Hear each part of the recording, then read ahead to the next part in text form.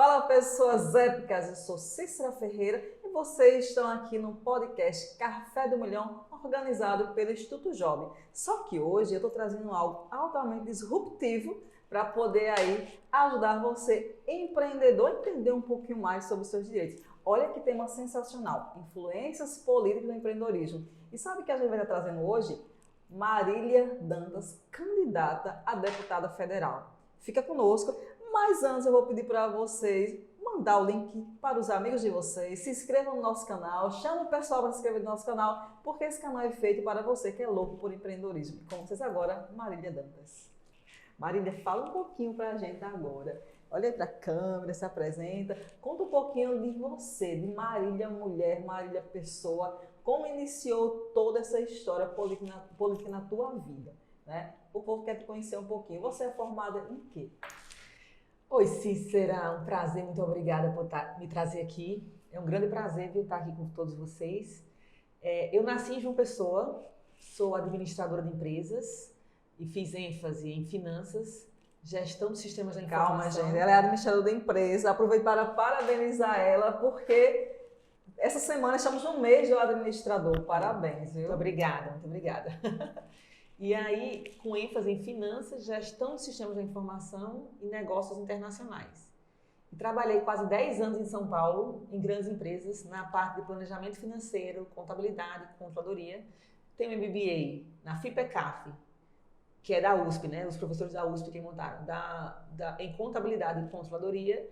E tenho também pós-graduação em finanças corporativas pela Fundação Getúlio Vargas. E aí, voltei para Paraíba, porque minha família, meu pai uma vez me ligou e falou: minha filha, você saiu de casa, nunca mais voltou. O lugar de filha é perto de pai. Volta para sua terra, venha trabalhar daqui, perto da sua família, das suas raízes. E eu voltei, e quando eu cheguei aqui, eu me deparei com um cenário empreendedor bem diferente, né? Então, bem peculiar. E muita oportunidade oportunidade de leis, oportunidade de leis que devem ser eliminadas, leis que devem ser criadas para poder facilitar a vida do empreendedor. Aqui, eu comprei uma franquia, Cícera, você acredita? E não consegui ir para a frente dessa franquia. Você acredita que eu comprei a franquia e dei entrada no alvará? E o alvará estava todo certinho, eu mandava o despachante lá, o despachante falava: Maria, está tudo certo, mas está na gaveta do secretário. Está tudo certo, mas está na gaveta do secretário. Eu falei: o que é que significa isso, está na gaveta do secretário? Eu vou ter que ir lá, pedir para o secretário desengavetar o alvará. Então, assim, era muita burocracia, muito poder na mão de quem está no governo, né, que dificulta a vida do empreendedor. Sempre é isso, Marília. Eu consigo comungar os seus pensamentos por também ter empresa. E ontem eu tive reunião com a minha contadora, eu fiz: gente, isso tudo para pagar? Né? A burocracia é muito grande. Realmente, empreender no Brasil tem que ser um super-herói. Um super-herói. Cícera, você sabia que nós somos o país que mais o empreendedor precisa passar tempo calculando imposto do mundo? A quantidade de tempo dedicado para pagar o contador, a quantidade de tempo que o contador precisa fazer para pagar imposto, nós somos o maior do mundo. Como é que ele vai conseguir crescer? Porque para crescer tem que ter gente empreendendo, criando, crescendo, né, vendendo. Né? Tem que ter, senão não cresce o país. E aí, o que aconteceu comigo? Tentei abrir a franquia, terminei não conseguindo. Comecei a abrir uma empresa, uma construtora, que eu achei legal a experiência de ter uma construtora, construí 8 casas, mas não era aquilo que eu amava, né? Prestei muita consultoria na parte de finanças e terminei que um dia eu liguei a televisão, Cícera, era 2018, e eu vi aquela população indo para as ruas, a multidão indo para as ruas, reclamando de causas legítimas, inclusive. E eu me lembro que eu até senti, falei: nossa, o Brasil está completamente tomado, né, por essa indignação com a política, e eu estou muito afastada da política. Né? Eu tive essa percepção, estou muito afastada, estou cuidando da minha vida, mas não estou olhando para a política. E eu sempre tive muita vontade de governar a política desde criança. Então, eu era líder, presidente de turma, líder dos estudantes internacionais, sabe? Sempre envolvida em funções de liderança, mas na nossa vida pública não me envolvia. Minha família tinha preconceito. Meu pai falava: não entre nisso, minha mãe falava: não entre nisso. Era sempre agora assim. Eu vou perguntar, gente, agora eu fiquei curiosa, eu fiquei assim, olhando agora a conversa, eu fiquei curiosa. Marília, conta pra gente, você já vem de família política ou você chegou e quebrou a barreira sobre você política? Foi assim: você política. E aí, não, meu pai me ligou, você tem noção, me ameaçando pra eu não entrar na política. Meu pai, viu? Se você entrar na política, você vai ver. Eu falei: pai, né? Aí Minha Não, vocês estão vendo, minha gente? O pessoal tem muito preconceito com a política. Não só com a política, mas a mulher na política. Meu pai é tem engenheiro, isso. minha mãe é arquiteta e os dois empreenderam a vida inteira. Então sempre vieram desse meio liberal. Eu nasci numa família liberal empreendedora e eles sempre falaram, Maria, tem muita coisa errada na política, não se envolva na política. Então, eles foram filhos de políticos. O pai da minha mãe foi deputado estadual, foi prefeito em Campina Grande. Tá na veia. O pai do meu pai também. E os dois vieram de traumas, muito traumas. E aí não queriam se envolver na política. Quando eu resolvi me envolver, eles praticamente falaram, não é para você se envolver. E aí eu fui. No final das contas, lá em 2018, quando eu me candidatei, eu enfrentei eles e falei, gente, amo vocês, mas eu estou sentindo que eu tenho que ajudar o nosso estado, o nosso país, eu vou me candidatar. E me candidatei contra a vontade deles, mas no meio para a campanha, Cícera, no meio para o fim, eles começaram a apoiar e ficaram mais empolgados. Então houve uma conquista, né? Assim. História bacana, Maria. É muito interessante entender assim. Gente, eu consigo compreender hoje que a política é necessária, ela é importante no empreendedorismo. Como é importante também a presença da mulher no empreendedorismo. Como é importante a presença da mulher na política. Então, assim, a gente está conquistando esses espaços. Né, que eu acho muito importante. É interessante ter existir. Só que agora eu quero saber de Marília, tá? Ó, gente, as fofocas aqui dos bastidores. Marília, como é você, mulher, política, empreendedora, comandar essa equipe, essa gestão agora que estão te auxiliando nesse período de candidatura? Me conta assim, tuas aventuras por aí. Gente, essa pergunta não estava no script. Seguinte, é um desafio. Porque existem questões de gestão, existem questões políticas, né? Existem, a gente já está junto dos aliados políticos. Licença, um momentinho. Pega uma água aí, a gente está aqui batendo um papo, conhecendo um pouquinho. Daqui a pouco tem um monte de coisa para fazer para ela, algo bem amplo para vocês poderem entender quais são os seus direitos também, né? Até onde os políticos lutam pelo direito do empresário, do empreendedor. Então, eu acho, é muito difícil, mas desafiador, é bom o desafio, né? Porque nós precisamos gerir uma equipe, e aí são pessoas, cada um com seus sonhos, desejos, frustrações, ânsias, né, vontades. Nós temos que fazer uma gestão política, porque existem questões políticas, de onde é que vai vir o recurso para poder pagar para a campanha, quais são as suas pautas, quem que você vai conseguir se aliar, quem que você não consegue se aliar, quem está entrando para lhe ajudar, quem não está entrando para lhe ajudar, quem que você precisa pagar, quem que não é pagar tem que ser voluntário. Então tem muita questão política aí para ser resolvida numa campanha. E aí qual é o seu posicionamento? O que eu estou escolhendo fazer é respeitar minha origem, minhas pautas, respeitar aquilo que eu acredito que é importante, de onde eu venho, né, para poder me posicionar politicamente, por exemplo. E estou usando da experiência que eu tenho para fazer essa gestão, que tem muitos desafios, até porque, por exemplo, o recurso para uma campanha, Cícero, não cai na nossa conta no primeiro dia de campanha. Então, às vezes a gente começa uma campanha sem nem ter recurso. O pessoal só vai começar a trabalhar com a promessa que vai pagar quando o recurso entrar, né? Então, não é fácil, é muita pressão, né? Uma das pautas que eu acho que eu deveria colocar quando eu chegar lá em Brasília é que todo recurso seja dividido, pelo menos recurso público, seja dividido para todo mundo já no primeiro dia de campanha e não ficar você sem saber se vai ter o recurso, se não vai ter, se vai entrar todo, se vai entrar mais, se vai entrar menos, né? No decorrer da campanha. Então, isso é um ponto, né? Ô Marília, conta agora pra gente assim, Cícera, foi a partir desse período que eu entendi o que era a política e que eu disse, hoje eu vou entrar para poder ajudar a população. Como foi ter esse estalo? Como teve esse estalo? Lembra que eu estava contando que eu liguei a televisão e aí vi o pessoal nas ruas e eu percebi que eu estava muito afastada das questões que estavam afetando o nosso país. Eu estava cuidando da minha vida, mas não estava olhando para o todo, para o social, para o país. Naquele dia, eu me lembro que tinha um rapaz que estava segurando uma placa naquela multidão e a câmera focou na placa que dizia assim, nós queremos novos nomes com novas práticas. E aí, eu, naquele mesmo dia, mudei o canal e estava passando uma entrevista com uma pessoa que estava contando do cenário paraibano. E eu vi que eram os mesmos nomes com as mesmas práticas. Lá em 2018, por exemplo, o irmão gêmeo do prefeito estava saindo para governo, lembra? E aí era sempre assim, os mesmos nomes, as mesmas pessoas, as mesmas práticas. E eu fui dormir com aquilo, mas estava uma inquietação, sabe, Cícera? Inquietação É o no coração. coronelismo da política que ainda existe muito em algumas cidades, né? Coronelismo, Que deixa o pai sair, o filho entre sempre aquele clã que está ali resolvendo tudo e a gente não vê caras novas chegando. Essa é a realidade não só aqui da Paraíba, né? Como a gente aprende, esse momento estamos na Paraíba, mas isso daí também é uma cultura de muitas cidades do Brasil. E aí, o que é que aconteceu? Eu fui dormir com aquela inquietação. Quando eu acordei de manhã, Cícera, eu olhei pro meu marido, eu estava casada. Hoje eu estou divorciada, mas na época eu estava casada. Olhei para ele e falei, vou me candidatar. Aí ele olhou assim... Vê se separou por causa da política. Nem foi pela política. Mas depois eu conto, isso eu conto depois.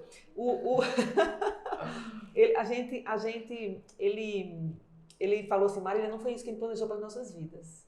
Mas se você quer, eu dou apoio. E aí eu fui olhar, entrar na internet para saber o que eu precisava fazer para me candidatar. E era o último dia que eu podia me filiar a um partido para me candidatar. Então, naquele dia, eu tive algumas horas para estudar os partidos e escolher qual partido que eu ia sair, lá em 2018. E aí escolhi o partido, saí, foi uma campanha muito satisfatória para mim, porque eu nunca tinha me candidatado, e a gente teve 9.450 votos, 460 votos, não posso escolher esses 10, não posso esquecer esses 10. E aí com um pouco recurso, R$13.000, mas que não é nada, né, para uma campanha, R$13.000. Os amigos fizeram vaquinha, pagaram e eu consegui trabalhar com isso. Porque tem que viajar, tem que ir nas comunidades, gasolina, alimentação, né? É isso. Pronto, aí foi isso. Mas essa história é muito bacana, né? Queria eu que outras mulheres, né, vissem também como está o Brasil, tentassem trabalhar esse lado político. Mas agora eu quero entender um pouquinho mais sobre a Marília política com o empreendedor. Até onde a política influencia no empreendedorismo? Influencia demais. Olha só, eu vou falar primeiro do Renova e aí depois eu entro nas pautas específicas. Existe uma escola chamada Renova BR, que ela seleciona candidatos no Brasil inteiro que nunca tiveram cargos. Então, foram 150 selecionados no ano passado, de 15 mil inscritos. Na Paraíba, eles selecionaram 3, eu sou uma, e eu sou uma que está se candidatando à federal. E quando eu fui fazer o Renova, eles ensinam como você resolve os problemas da política de forma prática.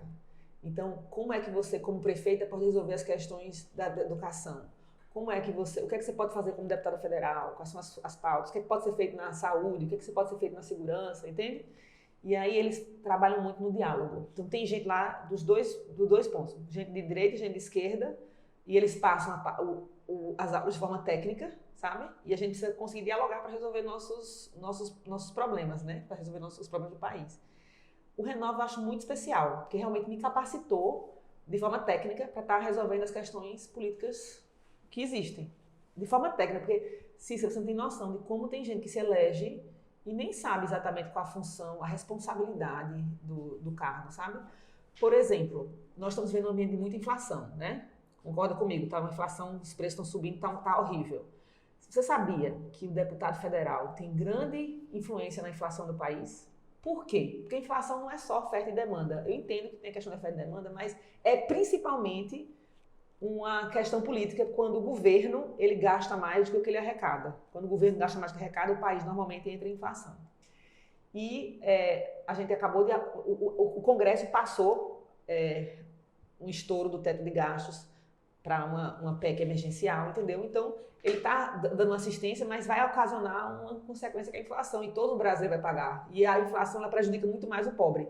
Então, você vota num deputado federal por causa de uma causa específica, mas ele não tem entendimento dessa responsabilidade e da economia. Agora eu vou lhe fazer uma pergunta, que eu acho que o povo de casa sempre quis saber. Marília, você acha que o correto seria uma pessoa poder se candidatar se tivesse um certo grau de escolaridade ou qualquer pessoa pode entrar? Nina, eu já fiz uma enquete nisso na minha rede. Eu tenho essa dúvida, gente, sério. Porque eu vejo assim, pessoas que a gente vê que não tem capacidade e tá ali se candidatando para pela popularidade, gerenciar um país, gerenciar uma cidade. Como? Tá? Esse é um assunto meio delicado, porque eu preferiria que todo mundo lá tivesse um entendimento básico de economia, entendimento básico de direito, né? Mas, por outro lado, se você restringe você pode atrapalhar a democracia, né? Porque tem pessoas que elas são muito inteligentes, embora não tenham, por exemplo, um ensino superior, elas poderiam ajudar. Agora tem, obviamente, muita gente lá, os tiriricas, né? Que chega lá com uma popularidade, mas não chega lá preparado com pautas que realmente possam resolver os problemas do país. Exatamente, aí vira uma palhaçada. Vira uma palhaçada, exatamente. Exatamente. Ou Romário, aí vira um jogo de futebol ali, né? Vira um jogo. Romário já é congressista eleito, né? Romário do futebol. Sim. Então, e você não, enfim, eu já ia zoar com mais gente aqui, não vou falar não. Então, a gente precisa mesmo de pessoas capacitadas que estejam entendendo o que é que precisa ser feito para o país. E Cícera, os empreendedores precisam ser defendidos. Acredite se quiser. Acredite se quiser. Existe uma frente lá parlamentar, posso falar, né? Posso falar. Pode ser. Existe uma frente parlamentar lá, que é a Frente pelo Livre Mercado. E Rigoni, que é um companheiro meu de partido, que está no União Brasil, ele está nessa frente e ele fez uma proposta que eu vou apoiar, que é o Código de Defesa do Pagador de Imposto. O que é esse Código de Defesa do Pagador de Imposto? Você que é empreendedor, que está nos assistindo aí de sua casa, do seu celular, né? Atenção agora na dica. Atenção na eu vou ficar dica. aqui paradinha assistindo agora ela falar sobre isso, porque, gente, isso é importante. Eu vejo, Marília, quantos empresários empreendedores que estão aí se acabando, fechando empresas justamente por causa desse retrocesso. Exatamente. Então, eu vou primeiro falar um pouco do cenário e eu vou falar um pouco da lei de defesa do pagador de imposto. O cenário político no país, aliás, o cenário sobre impostos no país é o seguinte: nós somos um dos países que mais paga imposto do mundo. É sério, nós estamos ali top do top de reação de imposto. E nós estamos com um nível de defesa, de serviço que a gente recebe muito baixo. A gente não recebe uma boa saúde, nem uma boa educação, nem boa segurança. Então, a gente paga muito e recebe pouco. Essa é a realidade. E nós também somos um dos países que mais o empreendedor precisa de tempo para poder calcular imposto. E isso pode parecer besteira, mas isso é custo, é recurso, atenção direcionada do empreendedor para uma burocracia, né? Nós temos uma complexidade tributária enorme. Isso é verdade. É muito imposto, cada um com uma forma de cálculo diferente. E se você erra na hora de calcular o imposto, a responsabilidade não é da Receita, que está mandando para a gente um monte de imposto diferente e difícil. A responsabilidade é sua. E você pode ser penalizado por isso. E se você não pagar, a Receita, inclusive, pode prender você, se você não pagar o imposto. Você sabia disso, Cícera? Que você pode ir preso se você não pagar imposto? Então... Isso é associado, né, gente? Porque eu dou consultoria pro povo, eu sei disso. É sério. E aí, o que acontece? O Código de Defesa do Pagador de Imposto, ele vem como uma forma da gente melhorar o relacionamento de Receita com o de pagador de imposto, dos pagadores de imposto. Tudo na base da boa-fé. Então, eu vou dar aqui algumas dicas. Você me permite, Cícera, que eu olho o celular aqui, né, rapidinho? Permito. Olha só. Gente, aproveita vocês que estão em casa aí para anotar essas dicas também, porque às vezes estão assistindo de boa, mas pode passar batido, pode esquecer. E essas dicas que ela vai passar, você pode até debater com o seu contador, tá? É isso mesmo. Dica dada. Estou dizendo a vocês porque ontem eu tive reunião com minha contadora e eu disse, meu Deus, tem tudo isso para pagar, senhor. Então... E eles fazem leis novas. Isso aqui é uma coisa nova, que surgiu agora, tem que pagar. Então, por exemplo, o primeiro ponto é o marco legal para a instituição de taxas. Porque hoje um governo pode abrir uma taxa, criar uma taxa, e aí você vai ter que pagar a sua taxa. Taxa de água, taxa de luz, tudo bem. Não, mas nem essa taxa de luz, taxa de imposto mesmo. Taxa, né? Por exemplo, o poder público ele pode lançar taxas, sem comprovar a necessidade daquela taxa. Você tem noção disso? O prefeito pode criar uma taxa sem provar que precisa e a gente tem que pagar. Isso é um problema. Então, um marco legal para que quando uma taxa for criada, eles provarem que a gente precisa realmente daquela taxa. Uma outra coisa é, por exemplo, às vezes um contribuinte ele é autuado sem direito de defesa. Então, antes dele ser autuado, ele que você pudesse defender. A Receita não pode chegar lá simplesmente autuar o contribuinte antes ele poder se defender. Hoje ela tem essa prerrogativa, ela autua sem você poder se defender. Ela pode estar errada, e se ela estiver errada, não tem punidade nenhuma, não tem punição nenhuma para ela, entendeu? E se a gente erra, né, tem. Então, um outro ponto, por exemplo, quando um grupo econômico... O que é um grupo econômico? Deixa eu explicar aqui para você explicar melhor. O que é um grupo econômico? Quando a gente tem, por exemplo, um sócio uma pessoa física que ela é sócia de várias empresas, normalmente a Receita considera aquilo ali como um grupo econômico. Então, hoje, quando você pertence a um grupo econômico, porque você é sócio de várias empresas, se uma empresa tem um problema, ela pode afetar todas as outras, mesmo que você seja apenas o único sócio e não tenha ligação, entendeu? Que essa empresa não tem ligação nenhuma com as outras. E aí isso gera um problema, porque você pode estar numa empresa e de repente ela ser travada por causa de uma situação em outra empresa que não tem nada a ver. Então, pertencer ao grupo econômico, por esse código de defesa do pagador do imposto, ele não implica numa imediata solidariedade, entendeu? Né? Então esse é um ponto. Um outro ponto, por exemplo, é a proporcionalidade. Muitas vezes você é sócio de 1% numa empresa, aí se ela tem dívidas, aí você então, eu vou falar sobre isso agora, viu? Vou pontuar o que você está dizendo. Galera, presta atenção, você tem um sócio. Vou falar algo vivencial que aconteceu agora há pouco de uma empresa que me procurou. Você tem um sócio e você é 50-50% da sociedade. De repente, você viu que a coisa não estava tão boa, um dos sócios saiu, mas a empresa tinha dívidas tributárias. Então, mesmo aquele sócio tendo saindo, ele tem que pagar aquela dívida, ele não pode sair da sociedade deixando a dívida. Seria isso, no caso. Nesse caso aí, como tem uma negociação prévia, eu acredito que quando aquele sócio saiu, o sócio que ficou devia ter verificado, negociado essa dívida tributária com esse sócio que saiu, tá? Assim, na minha visão. Agora, se uma dívida chegou depois dele ter saído, ninguém sabia dessa dívida, aí eu acho que caberia ele estar sendo envolvido aí, né, e pagando por essa dívida. Mas nesse caso específico que eu estou falando aqui, é que às vezes você tem 50%, 50%, vamos supor, né, e tem uma dívida fiscal e a empresa quebra, a empresa quebrou.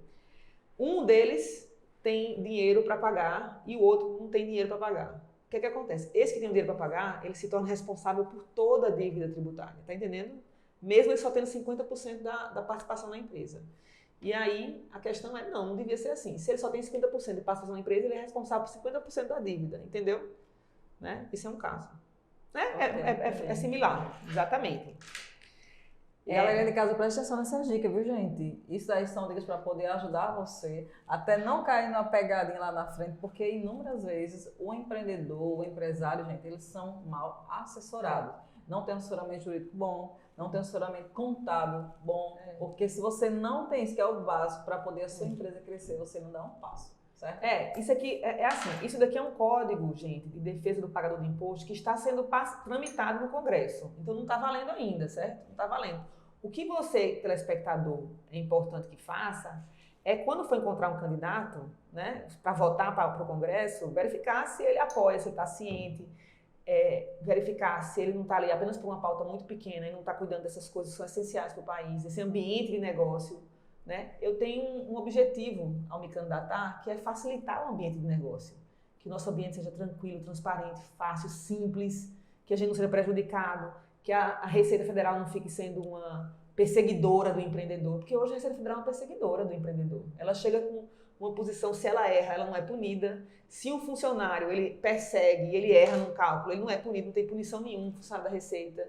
E o empreendedor é praticamente sempre tido como pessoa de má fé, que está sempre querendo sonegar impostos e não se trabalha em cooperação. E ainda vai preso se por acaso errar. Se você errar na hora de pagar o imposto, não pagar o imposto, você pode ser preso. Então não é brincadeira esse ambiente que a gente vive, um ambiente tenso, né? Um ambiente que o empreendedor é sempre mal visto, o empreendedor é um mauzão na história. Cícera, você já percebeu isso? Sempre a gente é mal. É sempre mal o empreendedor. Né? Mas é aquele mal que dá emprego, que bota alimento na mesa de muitas pessoas, de muitos familiares. Marília, aproveitando que a gente está em ano político para presidente, eu vou te perguntar agora. Por que o mercado exterior ele sofre alterações quando se muda de um presidente? Ele sofre porque fica aquela instabilidade de como é que vai ser o posicionamento do presidente, se o presidente vai ser pró-mercado ou contra o mercado. E é por isso que ele sofre, o mercado sofre, né, na escolha do presidente. Então, por exemplo, não sei se você viu, está acompanhando o caso da Argentina, que agora a inflação na Argentina está altíssima, está mais de 70% Sim. no ano. Eles pegaram políticos que estavam propondo ações, né, leis que eram contra o mercado na Argentina. Foi isso que aconteceu. Aí existe o pessoal retirando dinheiro de lá, começa o país a sofrer, né? A inflação cai, falta produto.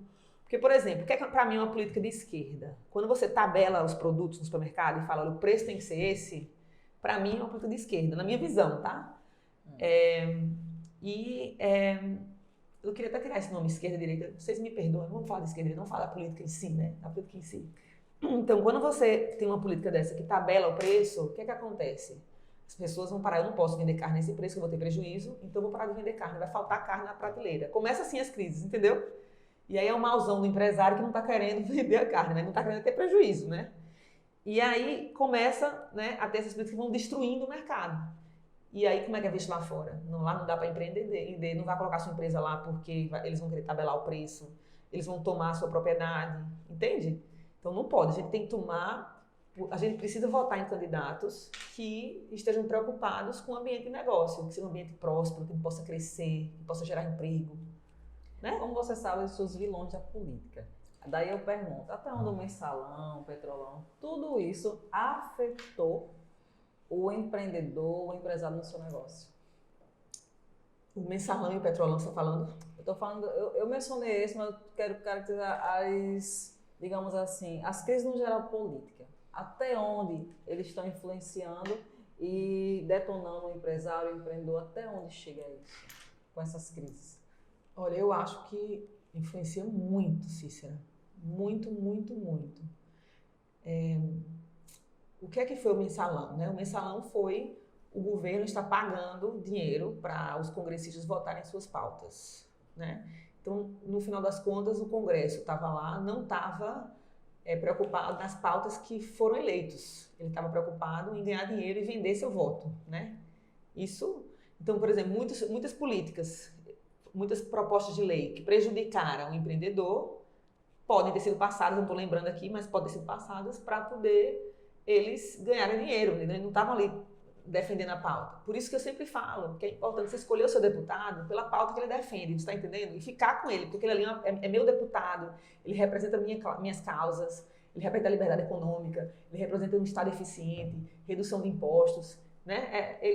Aí você fica com aquele deputado e aí ele vai estar lá trabalhando pela causa e você pode ter um diálogo com ele, né? É isso. Então, qual é o papel do governo no empreendedorismo? Aí, o papel do governo é assim. Na minha visão, o governo precisa não atrapalhar o empreendedor. Que eu acho que hoje o que ele faz, ele atrapalha. Já ajuda um bocado. Já ajuda, né? Se ele falar, eu não vou atrapalhar o empreendedor, já estamos bem. Então, precisa parar de passar leis, a quantidade de normas, gente. Eu vou falar, posso falar uns números aqui. Olha, eu vou dizer números para vocês. Olha só, horas. As empresas gastam em média 1.493 horas por ano para cumprir suas obrigações tributárias, tá? Isso não acontece em nenhum outro lugar do mundo.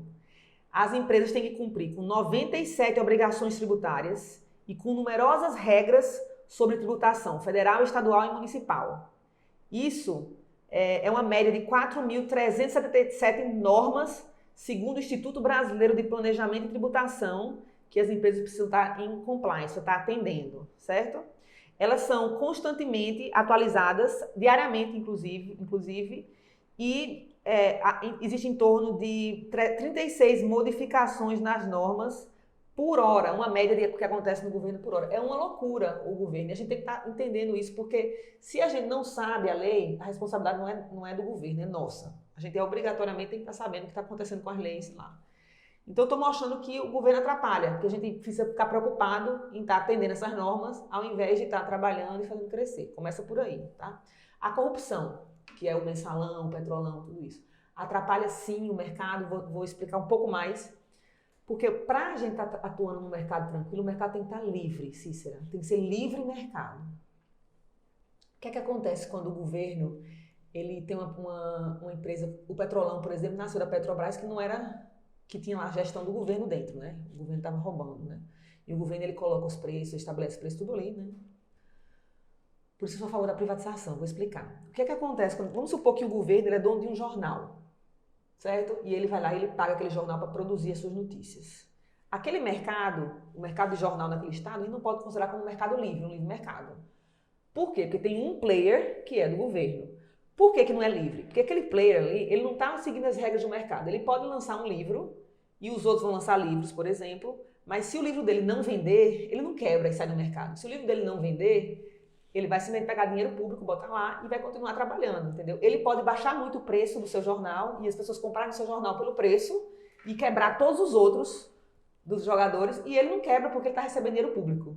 Então, o livre mercado, quando você tem um jogador no mercado que é do governo, esse mercado não é mais livre, porque esse jogador aqui ele não arca com as consequências da sua má gestão, entende? Entendi. Então começa atrapalhando aí. Então a gente precisa de ter livre mercado para os empreendedores poderem crescer com a competência, com competição justa, sem o governo tá atrapalhando, sem leis absurdas. Você já viu a lei das plaquinhas? Às vezes chega num lugar tem um monte de plaquinha.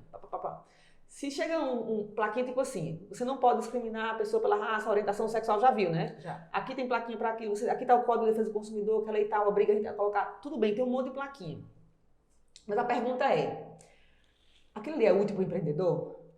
Não vou fazer essa pergunta, porque se o empreendedor faltar uma plaquinha daquela, pode vir um fiscal e falar, olha, você não colocou a plaquinha tal aí, eu vou te autuar em tanto. Entendeu? E aí o fiscal pode inclusive ser corrupto e falar, eu vou te atuar em 10 mil se você não me der, ou você me dá 1.000, eu te atuo em 10 mil, né? Começa a poder vender a atuação. Então eu acho isso péssimo para o nosso ambiente, entendeu? Ficar colocando leis e leis e leis que os empreendedores precisam atender e é somente, às vezes, porta para chegar um fiscal e autuar. E o que é que você acha do empresário que se torna político? Temos vários casos aqui no Brasil já, né? Temos. Então, se o empresário está na boa fé, eu acho ótimo. Porque ele vem com essa visão de mercado, do que é necessário para fazer o país crescer, do que é que a gente precisa para gerar emprego. E ele já se provou como uma pessoa competente na sua área. Não, né? Então, ele é ótimo quando ele vai para lá para poder contribuir. Eu já vi vários casos de pessoas que já tinham conseguido. Vamos falar de Zema em Minas Gerais. Ele era um empreendedor muito bem sucedido, tinha suas empresas, ganhava muito dinheiro, não precisava da política, mas ele resolveu entrar na política para poder servir. Entende que visão legal? Então esse é um ponto. Aí ele sabe fazer gestão, gerir as pessoas, ele vai fazer a conta do orçamento, saber se bate, ele vai pagar as dívidas, porque dívida não é bom você ter. Começa a fazer a gestão mesmo do Estado como se fosse um negócio. E ele vai atender o povo, vai atender a população com a saúde, vai direcionar os recursos adequados para a saúde, para a educação, para a segurança, vai conseguir negociar como ele negocia nas empresas, né? Então eu acho muito bom. A visão também empreendedora é maravilhosa, é uma visão de gestão. Zema tirou a Minas Gerais, que estava com dívidas sem conseguir pagar os seus funcionários públicos, tirou do vermelho, colocou toda a folha em dia, né? Eu acho isso ótimo. Um empreendedor tem mais facilidade de fazer isso do que uma pessoa que nunca empreendeu na vida, viveu na política, nunca fez um fluxo de caixa. Olha aí, empreendedores que querem entrar na política, a dica. Maria, estamos chegando ao fim do nosso momento hoje. Eu quero que você fale aqui para o pessoal qual é a dica que você dá para o empreendedor entender um pouco mais sobre as leis que regem para poder facilitar o negócio dele. Olha, menina, essa dica aí é lei pra caramba, tem lei, viu? Olha, eu acho que, sendo sincera, eu nem acho que o empreendedor devia estar focado em aprender as leis. Eu acho que ele tem que realmente terceirizar, contratar um bom contador, na minha visão, tá? Ter um entendimento geral, receber boas instruções, mas eu acho que é importante que você foque num candidato a deputado federal e deputado estadual também, mas principalmente deputado federal, que possa ajudar você a ter um melhor ambiente de trabalho no Brasil, sabe? Então, um deputado federal que possa trabalhar para redução de impostos, para que tenha mais transparência de impostos, para redução das normas, para que acabe essas milhares de normas, a gente possa ter menos normas, para que o empreendedor não seja perseguido pela Receita ou perseguido por ninguém, pelo governo, para que exista uma desburocratização, a gente não fique dependendo de um alvará que está um documento na mesa do secretário, na gaveta do secretário, que isso não tem condição da gente estar dependendo. A gente quer trabalhar, ganhar dinheiro, gerar emprego e aí fica sendo atrapalhada por interesses escusos, que não tem clareza desses interesses, né? Se a pessoa segura um alvará, por que ela segura um alvará? Ou ela está querendo propina, desculpa, gente, ou ela está querendo propina, ou ela tem interesse que aquilo vá para frente porque tem negócio em outro lugar, sei lá qual que é, né? Entendeu? Então, assim, a gente precisa, na verdade, fazer com que o Estado não atrapalhe o mercado, não atrapalhe a vida do empreendedor, não obrigue os empreendedores a ficarem fechados, por exemplo, quando não tem condição de ficar fechado, sabe? Na minha visão. Ok, gente, eu quero agradecer a vocês que participaram conosco desse momento e dizer que tudo isso que acontece aqui, nós temos o quê? Pessoas que colaboram conosco, a nossos patrocinadores. Um abraço para Carla Noronha Fotografia e Filmagem. Um grande abraço para a Cris, o Guarde Bem, que proporciona esse espaço maravilhoso para a gente estar trazendo aí muita informação para vocês. Um grande abraço para a Denise, da empresa Imaginap, lá de Campina Grande, que está sempre colaborando conosco. E agradecer a Marília e a toda a equipe dela que organizou esse momento para que vocês pudessem, mesmo em casa, conhecer um pouquinho mais da política versus empreendedorismo, tá bom? E eu fiz uma enquete no meu Instagram, aí depois vocês vão lá, @CíceraFerreira__, e vocês vão estar lá fazendo as perguntinhas e vai estar respondendo, colaborando com você nesse período que a gente está político, e é um período da gente poder transformar o nosso país, nossa cidade. Então a gente conta com vocês e manda esse link agora para todo mundo poder assistir e conhecer um pouquinho mais, e se inscreve também no nosso canal, tá bom? Um beijo para vocês, Cícera Ferreira, do Café do Milhão, temporada 3, e tem muito mais coisas chegando, gente.